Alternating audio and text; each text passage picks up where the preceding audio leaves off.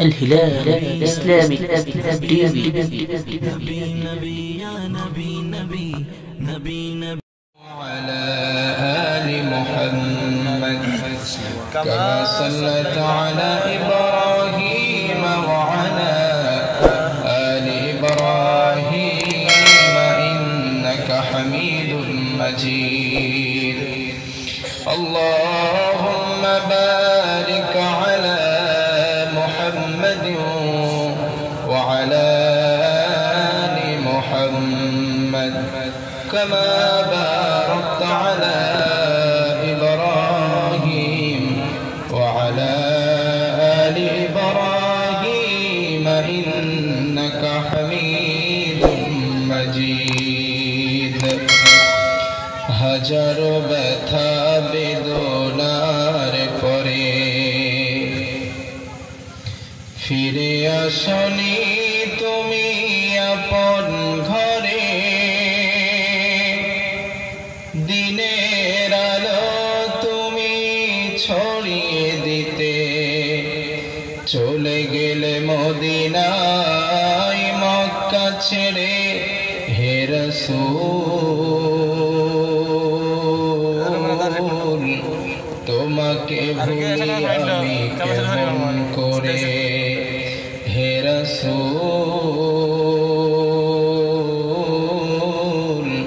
তোমাকে ভুলি আমি কেমন করে।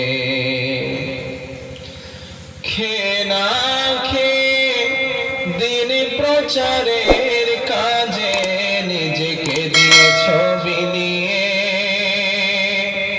তায়েফের কাফেরেরা চিনল না সে আলো, দুষ্টু ছেলেদের পিছু দিল লেলিয়ে।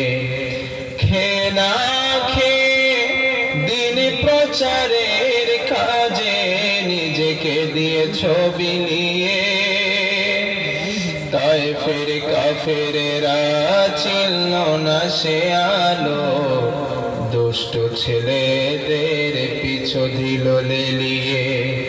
পাথরের আঘাতে ক্ষত বিক্ষত হয়ে সারা শরীর থেকে রক্ত ঝরে।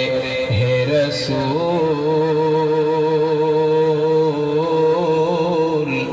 তোমাকে ভুলি আমি কেমন করে, হে রাসূল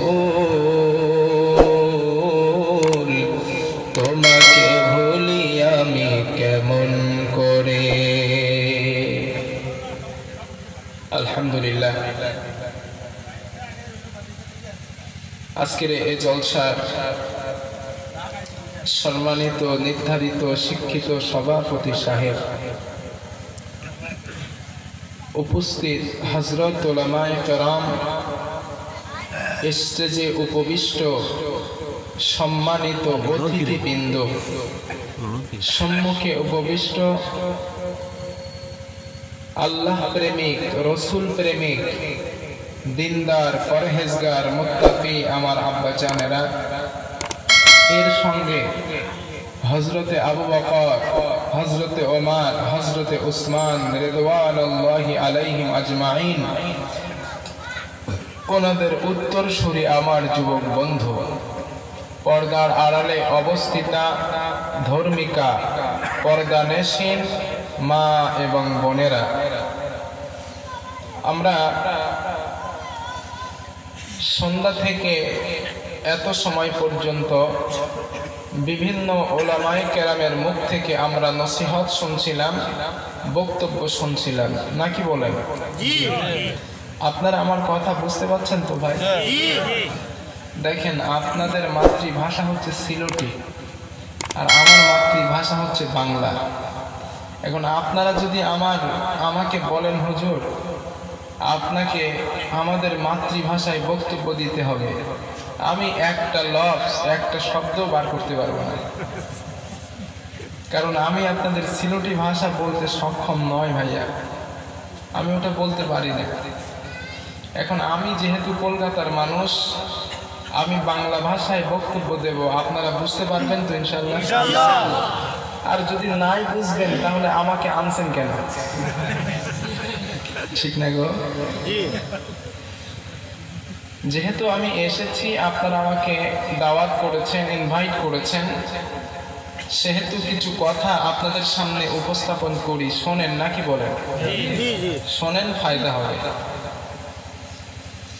আমরা আলোচনার সূচনায় আনুষ্ঠানিকতার মধ্য দিয়ে শুকরিয়া জ্ঞাপন করে নিচ্ছি সেই মহান অব্যয়, অক্ষয়, চিরঞ্জীব, কালজয়ী, নিরঙ্কুশ ক্ষমতার একচ্ছত্র মালিক সে আল্লাহ পাকের শুকরিয়া জ্ঞাপন করি।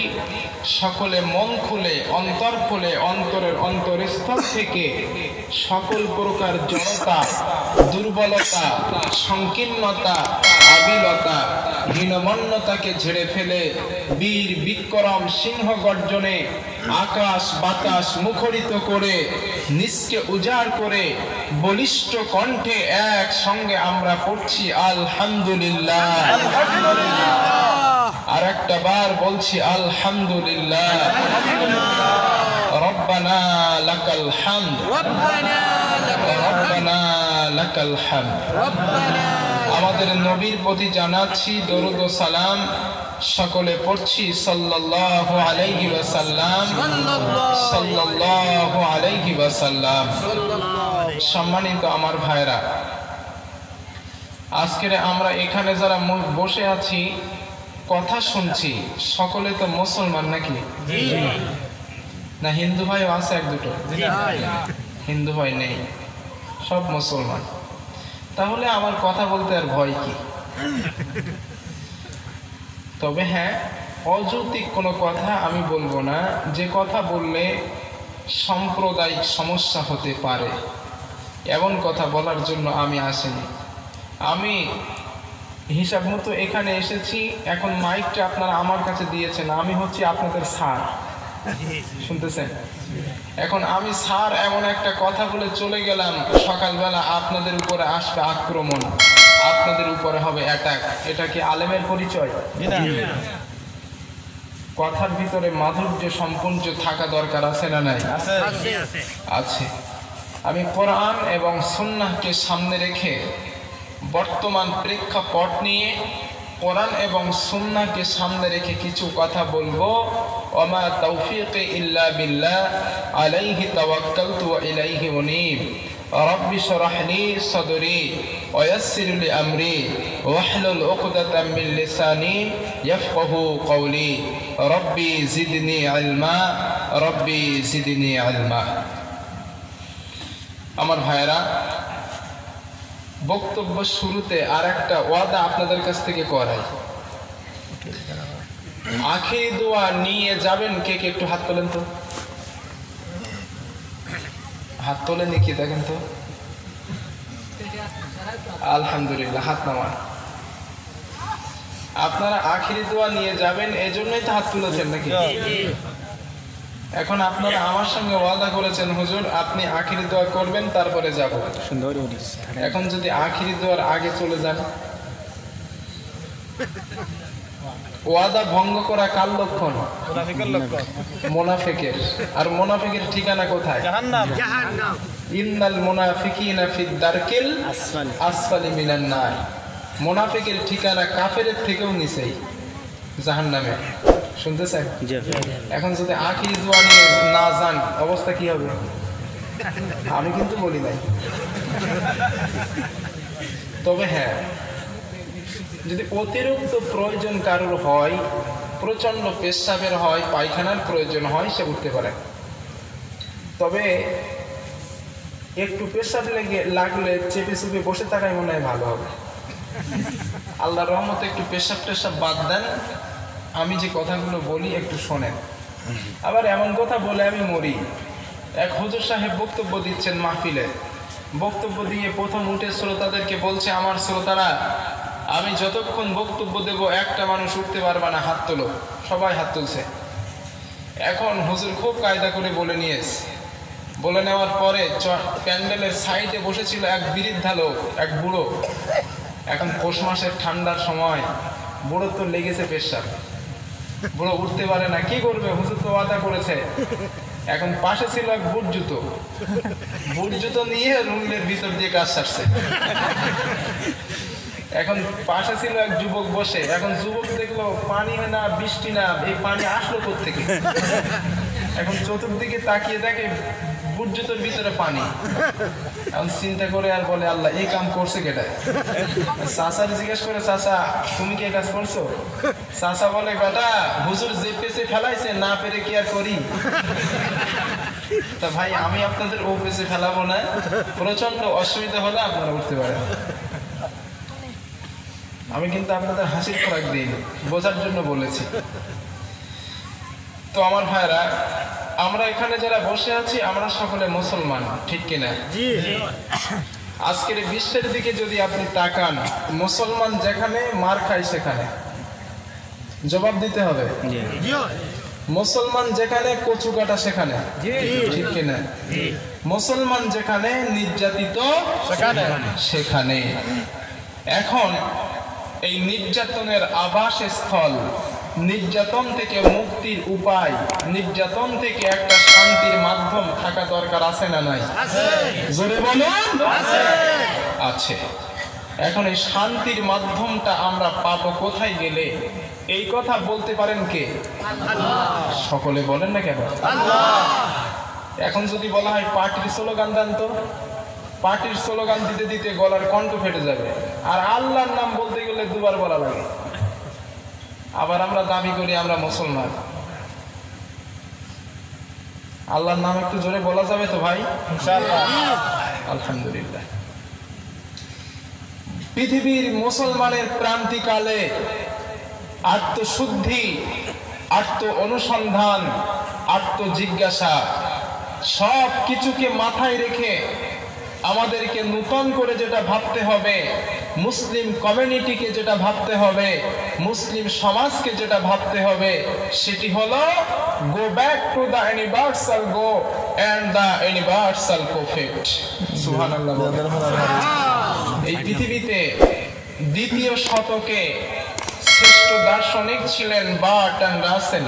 নাম শুনেছেন? বার্ট্রান্ড রাসেল।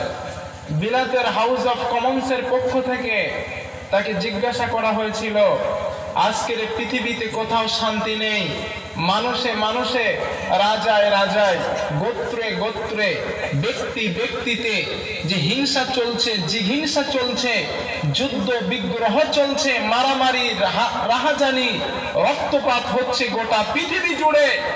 এই রক্তপাত থেকে, অশান্তির অমানিসা থেকে পৃথিবীর মানুষকে বাঁচার কি কোনো রাস্তা নেই, কোনো পথ নেই? বার্ট্রান্ড রাসেল একজন খ্রিস্টান মানুষ, হাজার হাজার মানুষের সম্মুখে দাঁড়িয়ে আঙ্গুলের নির্দেশনা দিয়ে বলেছিলেন, একটাই মাত্র রাস্তা আছে, একটাই মাত্র পথ আছে, সেটি হলো go back to the universal God and the universal prophet. সুবহানাল্লাহ। গোটা পৃথিবীর মানব মণ্ডলীকে, মানুষের তৈরি যত মতবাদ আছে, মানুষের তৈরি যত ধর্ম আছে, মানুষের আবিষ্কৃত যা কিছু পৃথিবীতে আছে, সেখান থেকে রিপ্লাই ব্যাক করে, সেখান থেকে ফিরে এসে আল কোরআনের কাছে ফিরে আসতে হবে এবং বিশ্ব নবী সাল্লাল্লাহু আলাইহি ওয়াসাল্লামের আদর্শের কাছে ফিরে আসতে হবে। তাহলে পৃথিবীর মানুষ তার জীবন জিজ্ঞাসার জবাব পেয়ে যাবে, জীবনের ঘোর অমানিসা কেটে যাবে, শান্তির রাস্তা সে পেয়ে যাবে। জোরে বলি সুবহানাল্লাহ। কিন্তু বুকে হাত দিয়ে একটু বলেন তো, আমরা রাসূলুল্লাহর আদর্শ ধরতে পেরেছি? কথা বলেন না কেন? পেরেছি? আল কোরআনের কাছে ফিরে আসতে পেরেছি? পারি নাই। না পারার কারণে আজকের মুসলমান যেখানে মার খায় সেখানে। কথা ঠিক কিনা? মুসলমান যেখানে কচু কাটা সেখানে, মুসলমান যেখানে নির্যাতিত সেখানে। কথা ঠিক কিনা?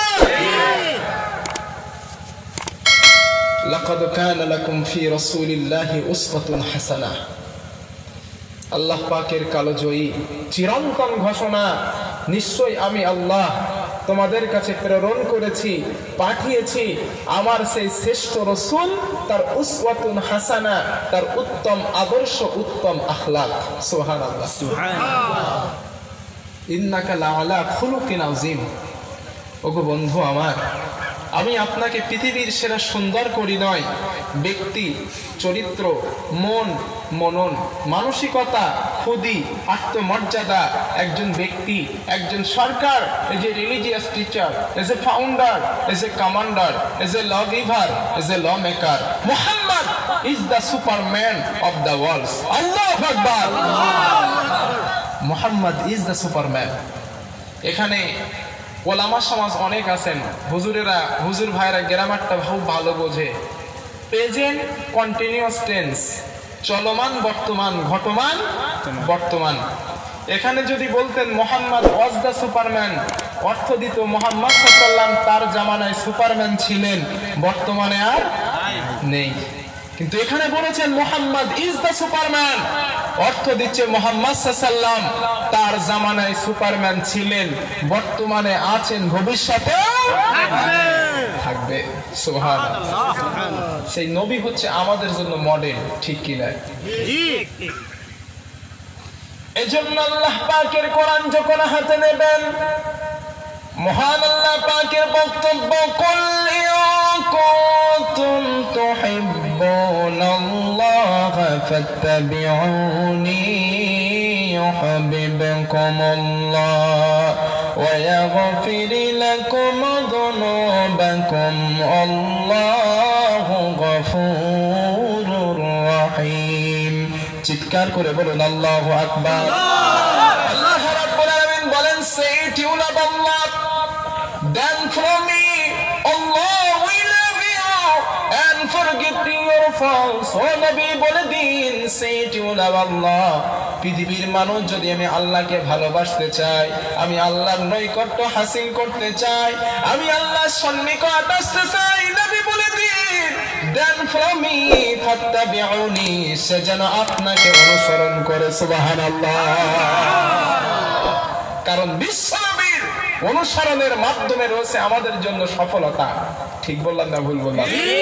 এখন আমরা নবীকে অনুসরণ করি মিষ্টি খেয়ে, ঠিক কি না? নবীকে অনুসরণ করি লাউ খেয়ে, এটা কি নবীর অনুসরণ করা হলো? কথা বলেন।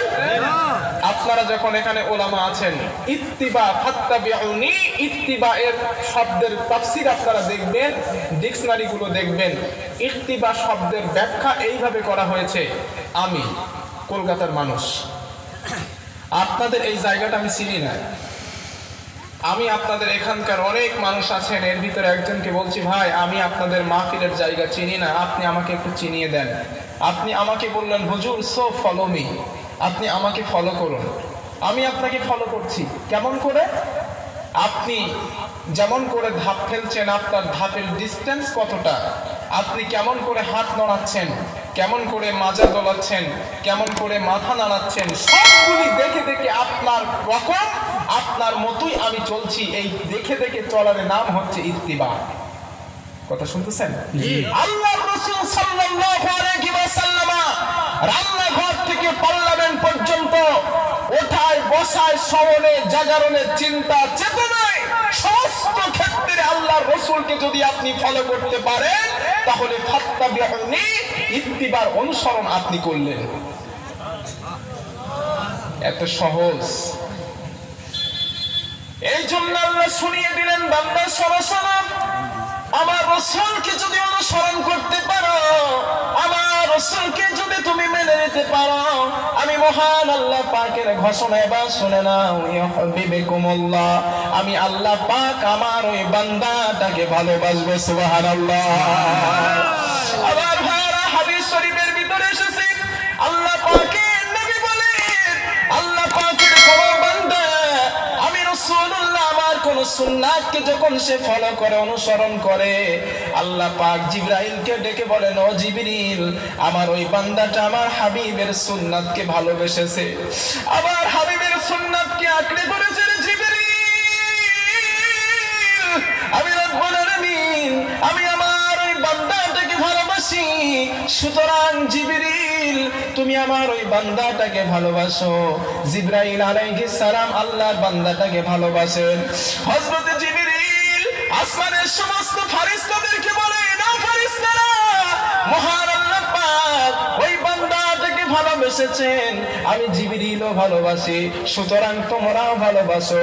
আসমানের ফারিস্তারা বলেন, ও জিবরিল, আমরা শুধু ওই বান্দাটাকে ভালোবাসি না, আমরা ওর জন্য আল্লাহর কাছে প্রতিটা মুহূর্ত গুনার জন্য ক্ষমা প্রার্থনা করি। বিশ্বনবীর একটা সুন্নাতকে যদি আপনি মান্য করেন, আল্লাহ পাক আপনাকে ভালোবাসবেন, আল্লাহর ফেরেশতা ভালোবাসবেন এবং আপনার জন্য দোয়া করবেন। কথা ঠিক কি না?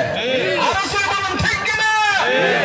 আল্লাহ শুনিয়ে দিলেন, বান্দা শোনো শোনো, শুধু আমি তোকে মহব্বত করব না, শুধু আমি তোকে ভালোবাসবো না, আমি আল্লাহর পক্ষ থেকে সুসংবাদ শুনে না, ওয়ায়াগফির লাকুম যুনুবাকুম আল্লাহু গফুরুর রহিম।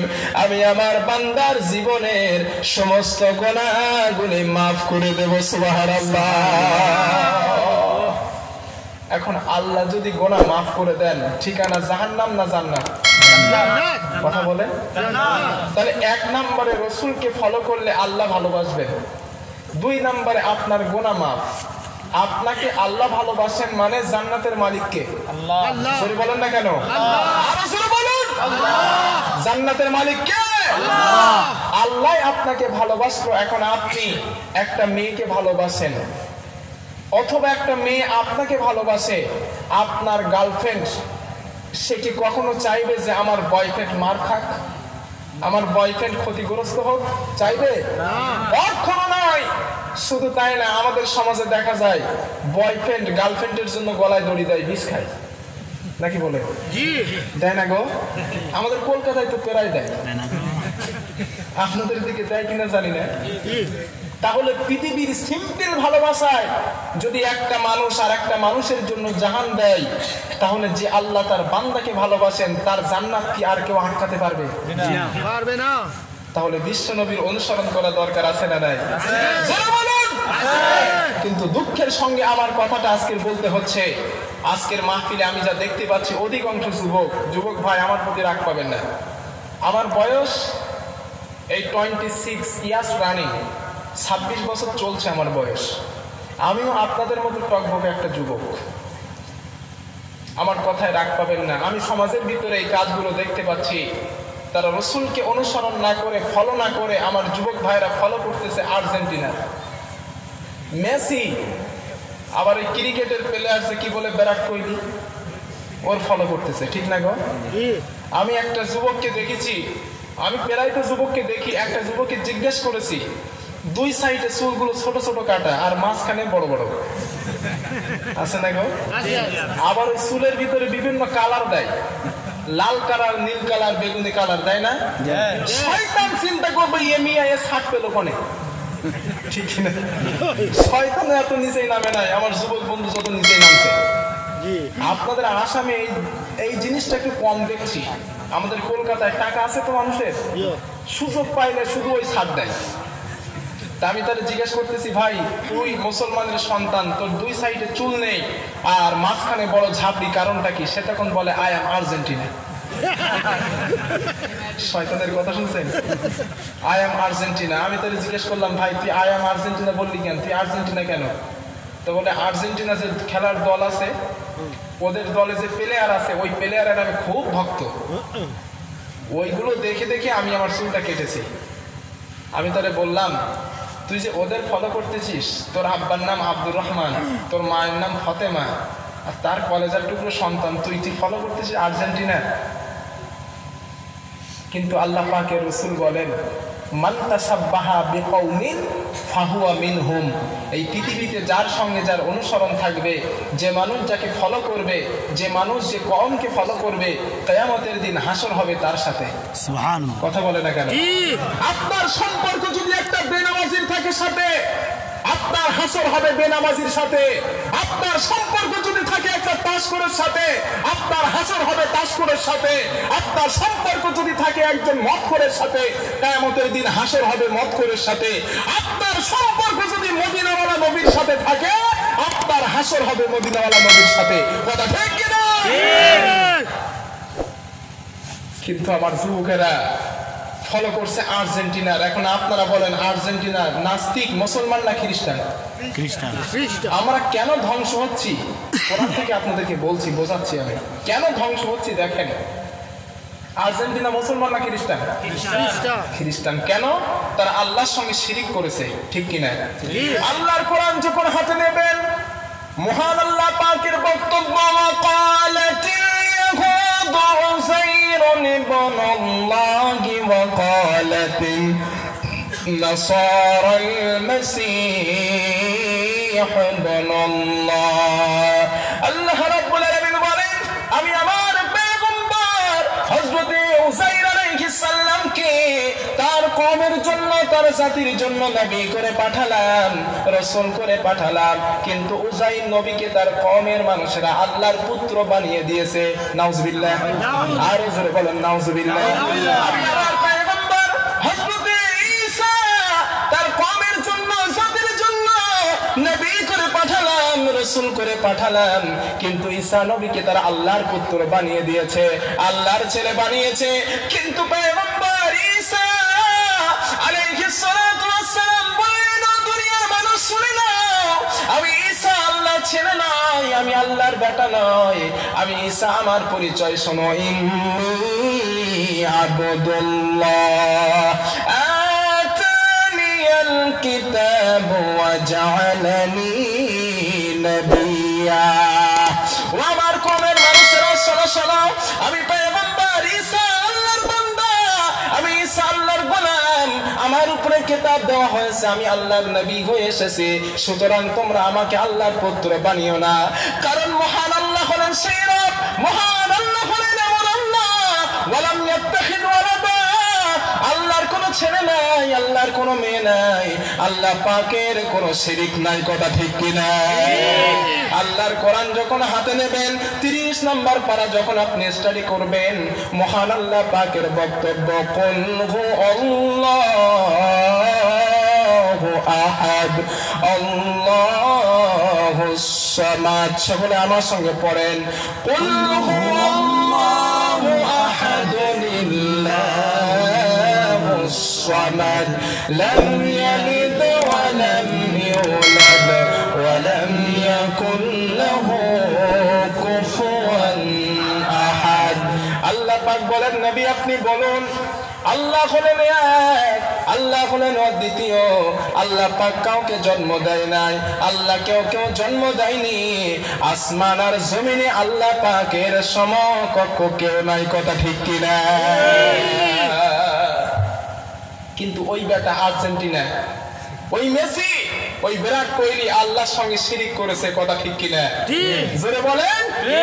আল্লাহর কোরআন যখন হাতে নেবেন, মহান আল্লাহ পাকের বক্তব্য, ইন্নাল্লাহা লা ইয়াগফিরু আন ইউশরাকা বিহি ওয়া ইয়াগফিরু মা দুনা যালিকা লিমান ইয়াশা ওয়া মান ইউশরিক বিল্লাহি ফাকাদ ইফতারা ইসমান আযীমা। জোরে বলুন আল্লাহু আকবার।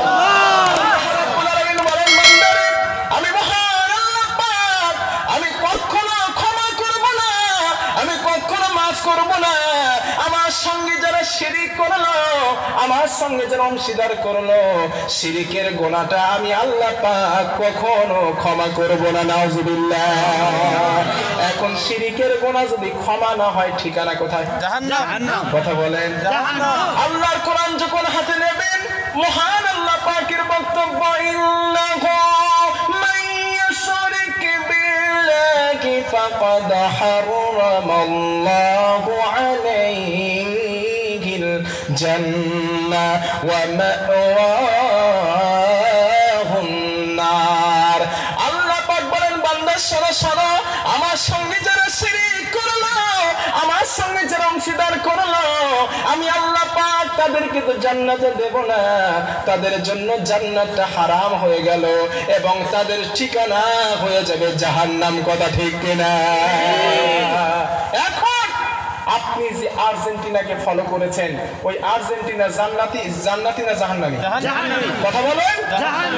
আপনার হাসর হলো সেই আর্জেন্টিনার সাথে, আপনার ঠিকানা কোথায়? আমি কি বোঝাতে পারছি? তাহলে বিশ্বনবীর আখলাক ফলো করা উত্তম না আর্জেন্টিনার আখলাক ফলো করা উত্তম? সকলে রাজি আছেন তো ভাই? যদি বিশ্বনবীর আখলাক ফলো করতে আপনি পারেন, আমি পারি, আমরা পৃথিবীতে সাকসেস হতে পারবো। কথা ঠিক কিনা? বিশ্বনবীর আদর্শ, বিশ্বনবীর আখলাক, রাসূলুল্লাহ ছোটদেরকে ভালোবাসতেন, স্নেহ করতেন, বড়দেরকে সম্মান করতেন। কথা শুনতেছেন? নবীজিকে যদি কেউ মারতেন, আল্লাহর রাসূল সেই মাঠটাকে প্রতিরোধ ভাবে তাকে ফিরিয়ে দিতেন না, বদলা নিতেন না, রাসূল তাকে মাফ করে দিতেন। কথা শুনতেছেন? আল্লাহর রাসূলের কাছে একজন দাসীর যে মর্যাদা, একজন কোটিপতির সেই মর্যাদা, আল্লাহর রাসূল একটা ভিক্ষুককে যে মর্যাদা দিয়েছেন, একটা কোটিপতি ব্যক্তিকে বিশ্বনবী সেই মর্যাদা দিয়েছেন। কথা শুনতেছেন? আপনার ভিতরে যদি এই আখলাক, এই টেন্ডেন্সি, সিচুয়েশন আসে, আপনাকে কেউ একটা কুটু কথা বলেছে, রাস্তা দিয়ে যাচ্ছেন, আপনাকে কেউ গালি দিয়েছে, আপনি তাকে বোঝান, ভাই আমাকে কেন গালি দিয়েছিস, আমি তো তোকে কিছু বলিনি। আপনার একদিন দুই দিন এই ভালো ব্যবহার যখন পাবে, অবশ্যই সে আপনার গালি দেওয়া থেকে বিরত থাকতে বাধ্য হবে। ঠিক কিনা? কিন্তু আমাদের আখলাক, আমাদের চরিত্র হয়ে গেছে আমাদের যদি কেউ একটা গালি দেয়, আমরা পাল্টা দুইটা দেই। কথা বলে না কেন? এটা কি নবীর আখলাক? আখলাক, এই নবীর চরিত্র আমাদের ভিতরে নেই বলে আজকের আমরা পদদলিত। বিশ্বাস করে মুসলমান, সাহাবায়ে কেরামের যে আদর্শ ছিল, সাহাবায়ে কেরামের যে আদর্শ নিয়ে তারা পৃথিবীতে বেঁচে ছিল, আজকের এই আদর্শ যদি আমার আপনার ভিতরে থাকতো, অমুসলিম ভাইরা মুসলমানের পায়ের ধুলো নিয়ে তাদের কপালে চিহ্ন আঁকতো। কথা ঠিক কিনা? বিশ্বনবী তার কেরামতি মুআজিজা দিয়ে ইসলাম প্রচার করেন নাই। বিশ্বনবী ইসলাম প্রচার করেছেন তার ভালোবাসা দিয়ে, উদারতা দিয়ে, উত্তম আখলাক ব্যবহার দিয়ে। কথা ঠিক কিনা? আজকে যদি আমার আপনার ভিতরে সেই উত্তম আদর্শ আমরা নিয়ে আসতে পারি, আমরা পৃথিবীতে সাকসেস হতে পারবো। কথা ঠিক বললাম না ভুল বললাম? আমার ভাইরা, বুখারীর বর্ণনা একটা হাদিস শুনিয়ে দিই। কষ্ট পাচ্ছেন না তো? কষ্ট পাচ্ছেন না তো আপনারা? একটা হাদিস শুনিয়ে দিই। খাইবারের যুদ্ধের সময় আল্লাহ রাসূল সাল্লাল্লাহু আলাইহি ওয়াসাল্লাম সাহাবায়ে কেরামদেরকে নিয়ে আসরের নামাজ আদায় করছেন, নামাজ পড়তেছেন। সমস্ত সাহাবায়ে কেরামরা রাসূলুল্লাহর কমান মানছে, রাসূলুল্লাহ ইমামতি করছেন। আমার ভাইরা, সাহাবায়ে কেরামরা আসরের নামাজ আদায় করছেন। মরুভূমির একজন রাখাল আল্লাহ রাসূল সাল্লাল্লাহু আলাইহি ওয়াসাল্লামের নামাজের দৃশ্যটা দেখতে পেলেন। সাহাবায়ে কেরাম রুকুতে, আল্লাহ রাসূল রুকুতে যায়, সাহাবায়ে কেরাম সবাই রুকুতে যায়, নবীজি সিজদায় যায়, সমস্ত সাহাবারা সিজদায় যায়। মরুভূমির রাখাল চিন্তা করলেন, একটা এমন সম্মানীয় মানুষ, যে মানুষটা রুকুতে গেলে সবাই রুকুতে যায়, যে মানুষটা সিজদায় গেলে সবাই সিজদায় যায়, ওই মানুষটা না জানি কত সম্মানীয় মানুষ হবে। এই চিন্তা করে মরুভূমির রাখাল নামাজ শেষ হয়ে যাবার পর আল্লাহ রাসূলের সঙ্গে দেখা করার জন্য আসলেন। সাহাবায়ে কেরামদেরকে বললেন, ও নবীর সাহাবারা, ও মুসলমান ভাইরা, তোমরা